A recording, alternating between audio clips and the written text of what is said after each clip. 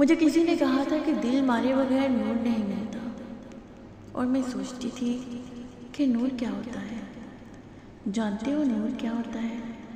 نور قرآن ہوتا ہے، اللہ کا حکم ہوتا ہے جس کو پورے کا پورا لیا جاتا ہے، ایک حصہ لے کر دوسرے سے انکار نہیں کیا جاتا۔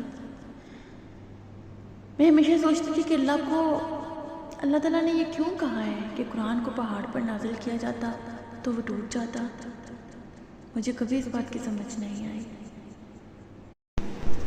جب آپ کا دوست اللہ تعالیٰ بن جاتا ہے نا، تو پھر وہ آپ کی سب سے بڑی پناہ ہوتا ہے، وہی آپ کی ڈھال ہوتا ہے، وہی آپ کے راستے صاف کرتا ہے، اور وہی آپ کے بدلے بھی لیتا ہے۔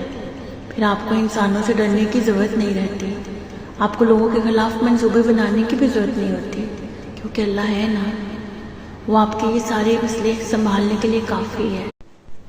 اللہ کے راضی ہونے کی نشانیوں میں سے ایک نشانی یہ بھی ہے کہ وہ تمہیں لوگوں کے اصلی چہرے دکھانا شروع کر دیتا ہے۔